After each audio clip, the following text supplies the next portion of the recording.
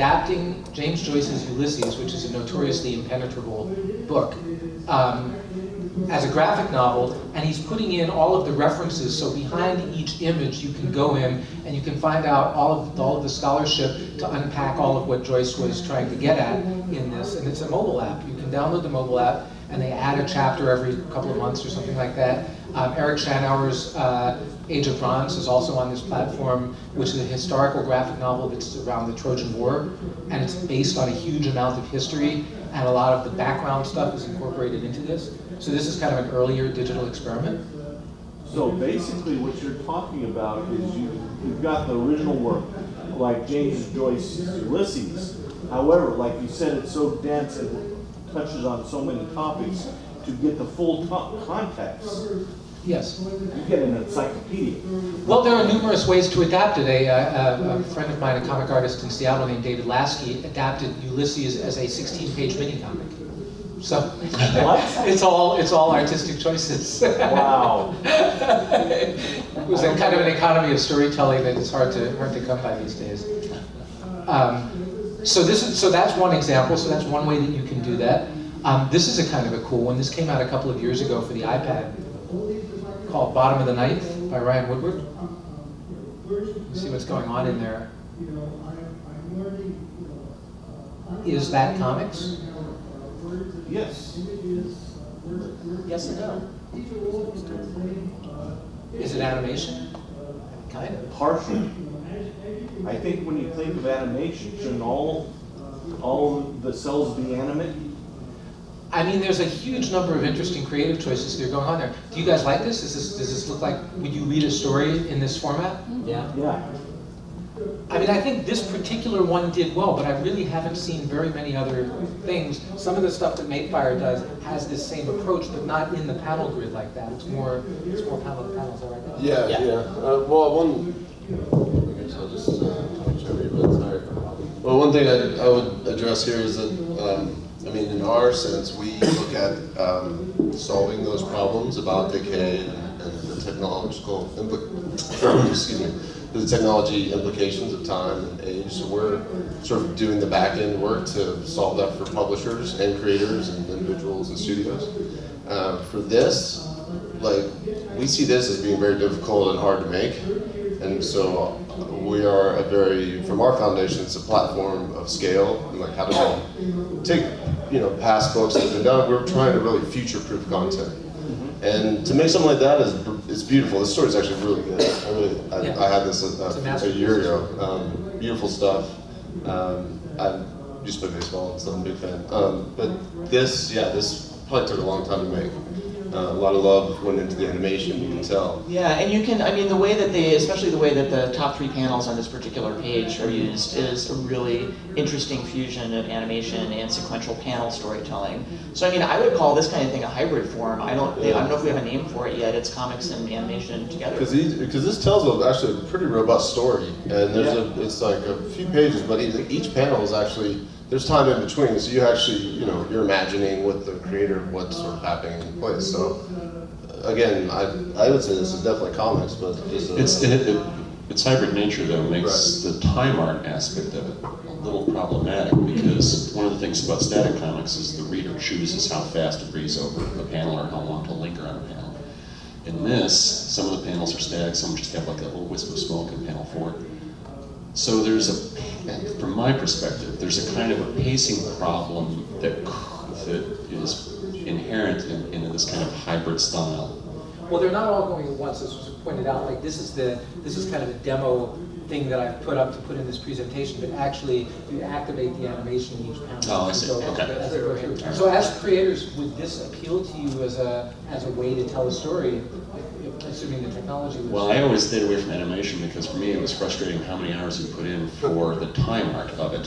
So, I already have that for my static comic book panels because I love to obsess on backgrounds and stuff like that, and then I'll see somebody reading one of my comics and go flip, and whoa, I spent a day on that. Just give it one more second, please. Yeah, it appeals to me conceptually. I think it's a really interesting, step along the way of the fusion of different art forms. But to actually do a comic like this, as these guys said, like, oh my god, how much work is that? And we do insane amounts of work on the illustrated books that we do. And I mean, probably most people know comic books don't pay a lot. It's very low on the pay scale as far as art media go, or popular arts goes.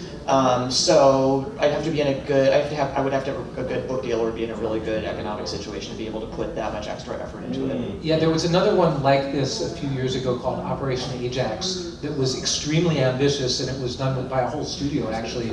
Yeah, it was about the American interference in the Iran Revolution in the 1950s, and it went into all of these historical records. So it's a combination of the preceding one, the Ulysses book, with it because it had all of this background documentation, but it also had a huge amount of production value and animation and stuff like that. And that studio went out of business. Yeah, it was not a success. And the guy actually the creator of that has a really interesting TED talk on why that failed and what he learned from it.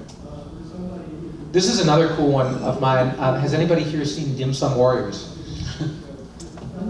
So Dim Sum Warriors is awesome. It's so cool. It's by this couple, Yen Yen Wu, who's an educator, and her husband Colin Go, who's a cartoonist. They're originally from Singapore, and they now live in Queens.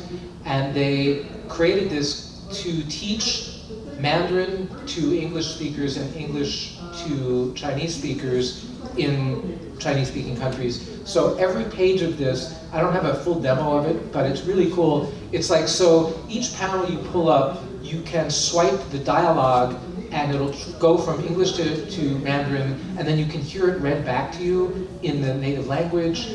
And because there's a huge amount of educational theory that goes into this, because if you're actually seeing characters talking to each other, you understand the context, and you know this is a younger person talking to an older person, so we're using the respectful tone, we're using a formal tone, it's younger people talking to each other, it's less formal, you know, that sort of thing. And it's incredibly effective. There's a video that Yen Yen has of her 2-year-old daughter reading these pages and learning both English and Chinese, 2 years old, going through this and interacting with this on the iPad.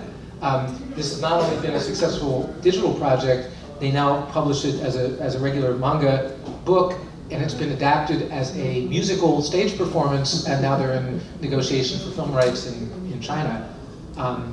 Really interesting thing. And again, going to the accessibility point, this is a self-published project. They did all the artwork, they came up with this thing, they hired a programmer in Singapore or somewhere to wire it all together, and they put it out there, and it's self-sustaining and it's successful. Yeah. So you're saying it's actually a musical?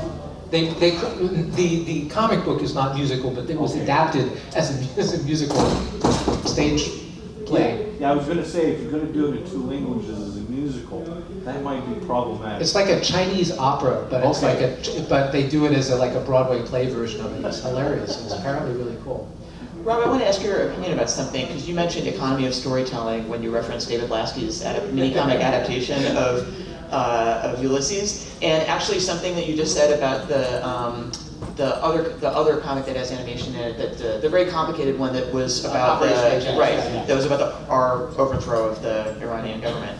I wonder, do you think it is that all this different forms of added content, this particularly the motion, makes it more difficult to achieve the economy of storytelling that a very skilled artist can achieve with static panels? And I'm thinking in comparison to the complicated motion comic or whatever it was that you described, Persepolis has beautiful, very economically told, very evocative sequences that describe basically the entire history of Iran up to the 70s, where her story actually starts.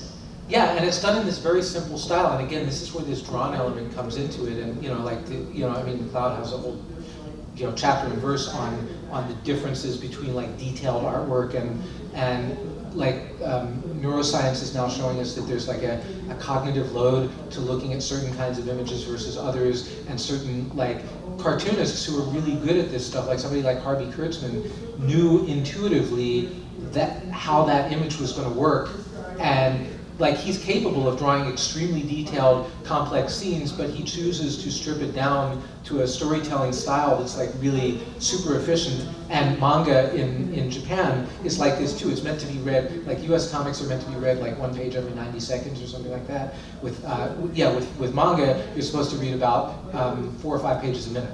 So it's for scanning very quickly on a subway. So the storytelling art style is supposed to go with that narrative. So do you think that when people are, if we're talking about comics that have motion elements or immersive, really visual immersive elements, do you think that makes it harder to achieve that type of economic storytelling?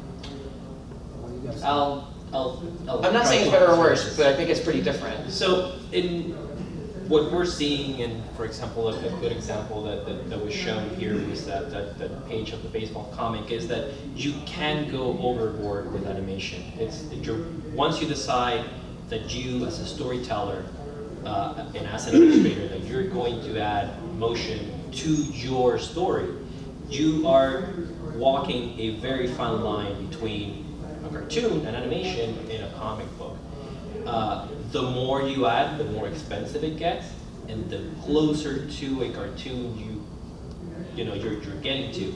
I personally think that if you keep it simple, that if all you're doing are basic transitions, rotations, changing the alpha of the picture, not only is cheaper to produce because you're adding very basic animation, but it's also a lot closer to what a comic is, right? It's self-pacing experience.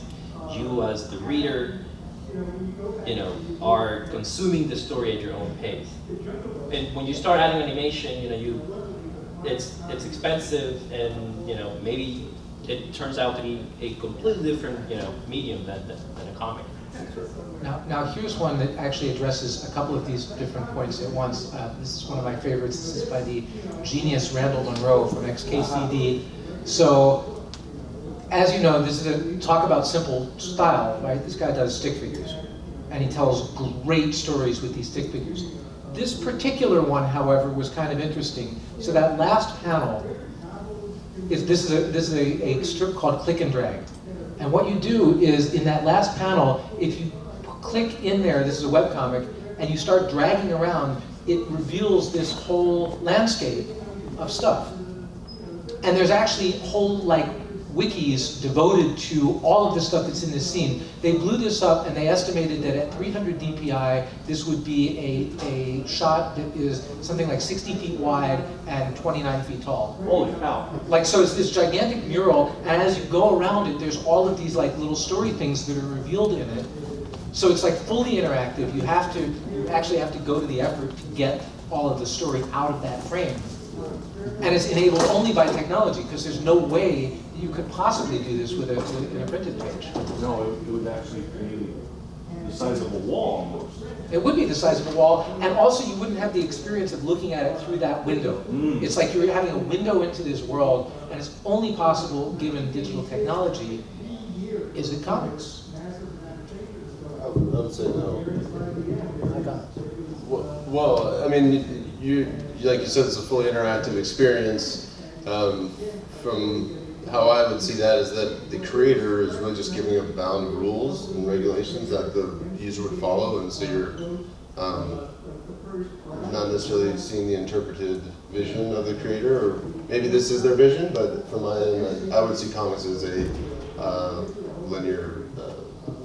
To me, this is more pure comics than the animated one that we were just looking at, because it's still essentially a static image, and it requires reader interactivity the same in a different way than turning a page does. And I think it's a fascinating idea to have a bigger world, but that's still flat. Essentially, it's still two-dimensional, but you can move around in that panel. It's almost like a spotlight sort of thing.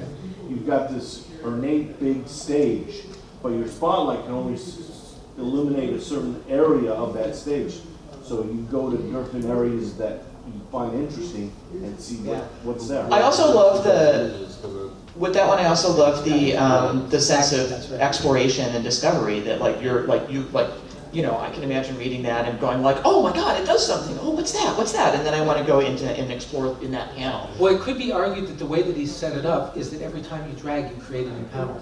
So it's like, because you're not looking at the whole image at once, you are making the decisions that the artist would ordinarily make about how to compose that panel. It's, again, I don't use the term genius lightly, like this was a really step forward. I want to quickly go through this so I can let these guys show their fun stuff here. So this is a big thing called Wormwood Saga, which I'll get back to. I don't know if any of you have seen this. It's basically vertically scrolling. So when you start at the top, and as you go down the page almost infinitely, the story unfolds as you scroll. And it's in a comic style. Again, let me get back to that. Because the really interesting, you know, the step forward that Madefire has made is to take some of this stuff beyond, you know, the panel and the page and create actually an immersive experience around it. So why don't I hand over the... I'm gonna just let it on, just, Yeah. well,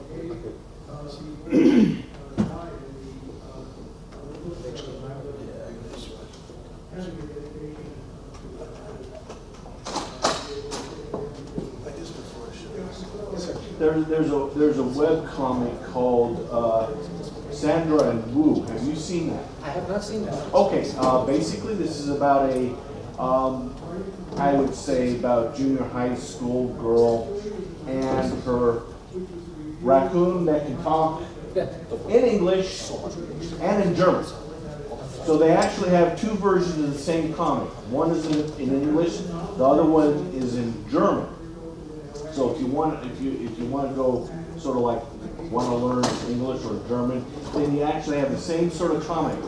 The only thing that's different would be the language there. But more than that, what is that that the creator and the illustrators have been very generous in that times where they're like at a convention, and this is a daily comic, Monday through Friday.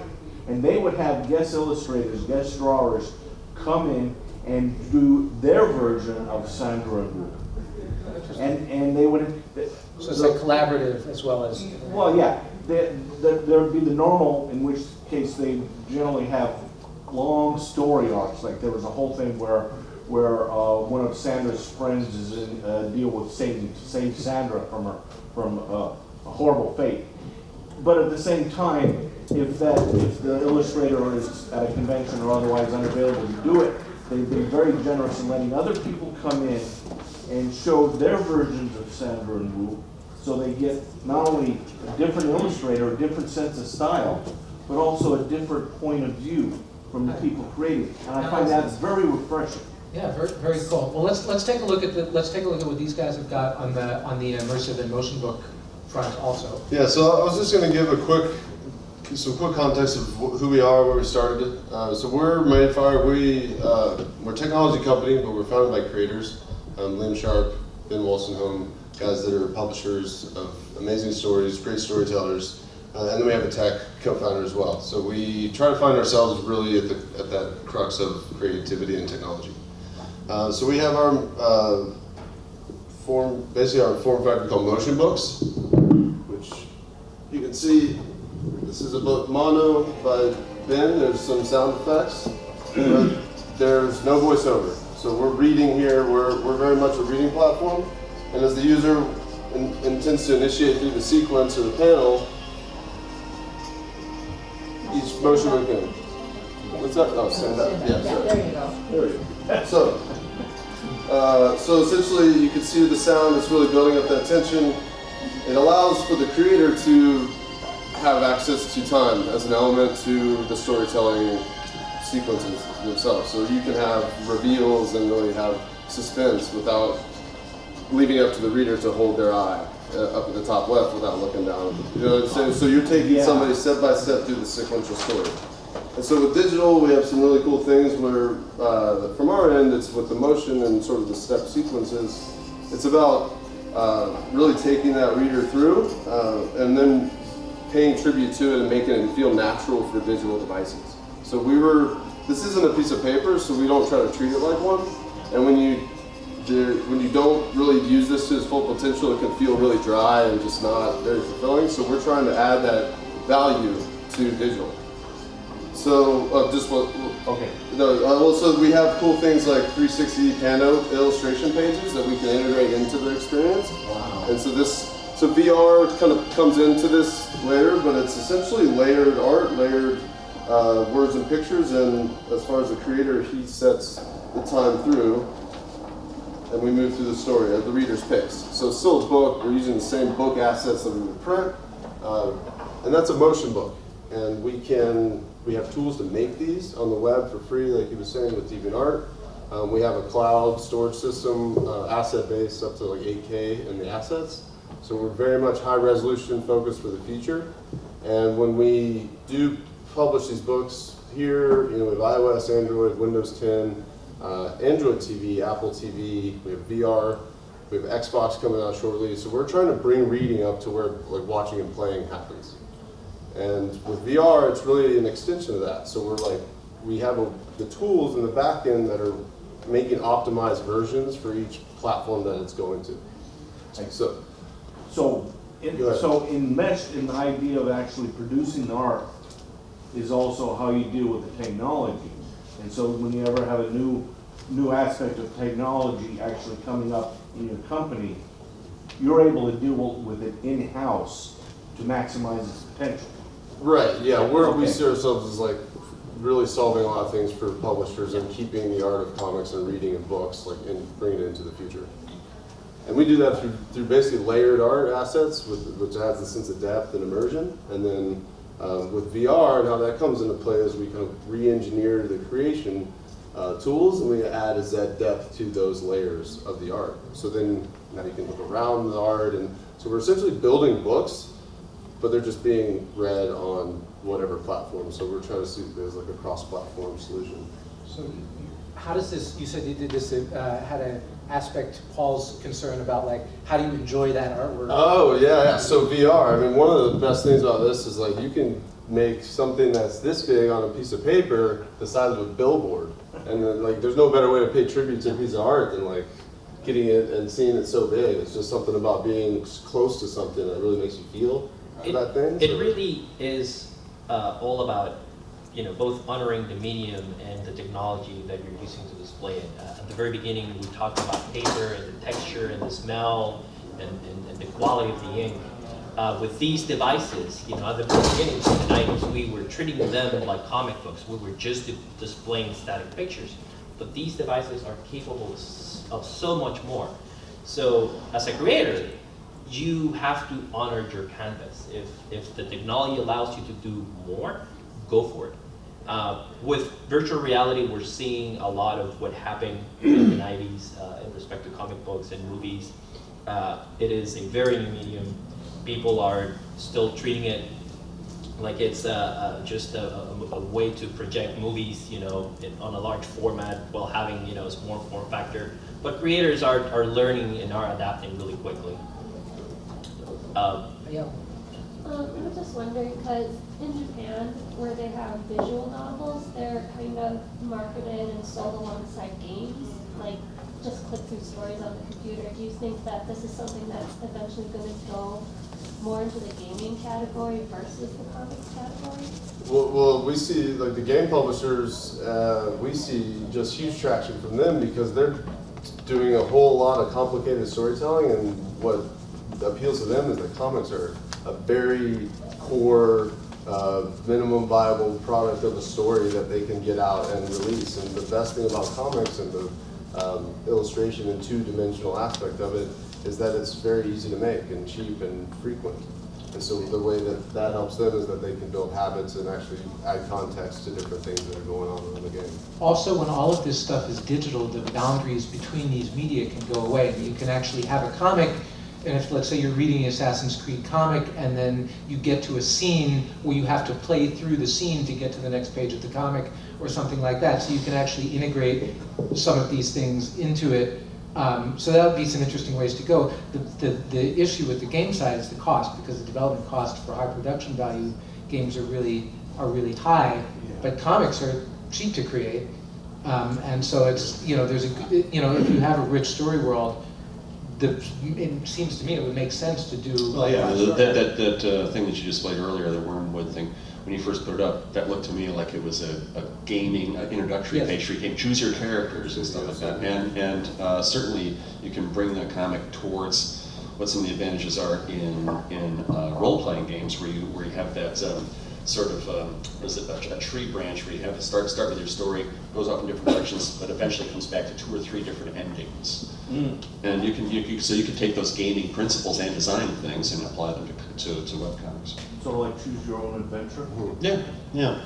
I think I'm really interested to see where all this is, going over the next decades. But I feel like right now there's a really high barrier to entry for individual creators who are doing creator-owned work to this type of media, because the resources required, the technological knowledge, the amount of time you're putting into it. Like the only way in heck that we could do something like this is if we just got in with you guys or some other company that was doing it. I can see what you're talking about, like people from the gaming industry being really excited about it, and I'm very interested in what you guys are doing. But it's hard for me to see how individual creators working on their own passion projects will be able to use this in the near future on a more widespread level. But the thing is, if you're an independent creator, going through the traditional channels is even more difficult. Right? Because you have to approach the publishers, and the publishers, in a sense, are exactly that you have to go through the editor, and it's a much more unapproachable way of you as being a single creator. While the technology, there's always a technological barrier, but once you get past that, you are able to reach millions of people that are there. But you can pretty easily put your work online and build an Yeah, audience that way that's what I'm talking about, before you go to a publisher, and that's what a lot of small scale creators do now when they're working on their own passion projects. So we have, just to address some of those concerns, which are great. We love to understand the pains of the creators. I am a motion book series myself. I'm a creator as well as Diego here, but we have a partnership with DeviantArt, and from the web tool that you can get on, it's free to sign up. Basically, you're just dragging and dropping your assets, and then you're doing, basically it's like a PowerPoint sequence as far as moving things in and out. Yeah, there's a little bit of a learning curve to make it really polished, but if there's the desire to actually just get a static PDF, you could essentially do that in a matter of minutes. In the tool online, you can publish right to your account on DeviantArt, and you can begin to get comments and feedback and actually have a presence online through a community with some 50 million people or something like that. But we have a motion books category with DeviantArt, and this is a partnership we've had for a long time. But yeah, trying to address that, like how do you build an audience? Like you can put it online, but man, the web's a big place. So we understand that.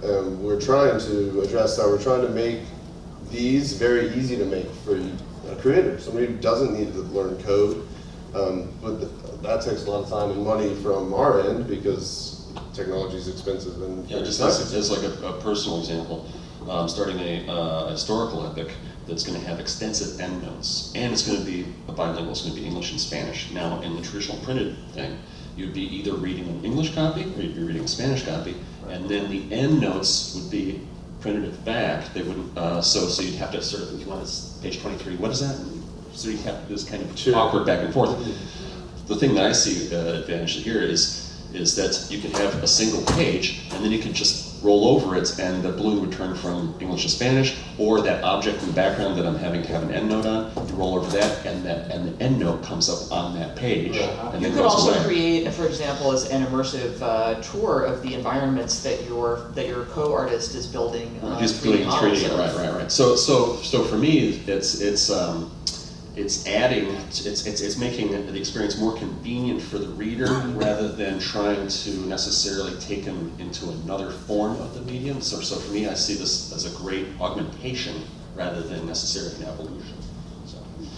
I think it's really cool that you guys have that set up with DeviantArt, by the way. So that you're trying to have you know, a social platform for it basically, and It's also very make the important, tools yeah, community easily tools. accessible. Oh, but just I think it's just a matter of Yeah. having the time to execute it. Yep. So in the brief time remaining, if you guys want to run your clip on the Yep. VR thing? Yeah, so this is just to give you an idea what the virtual reality experience is like. And they were demoing it downstairs. I guess you guys are done with that, but Yeah, we got it. You want the lights down? Yes, please. Let's pour it out. Demoing it downstairs. yeah, there was a demo downstairs. So this sort of runs through our motion modes.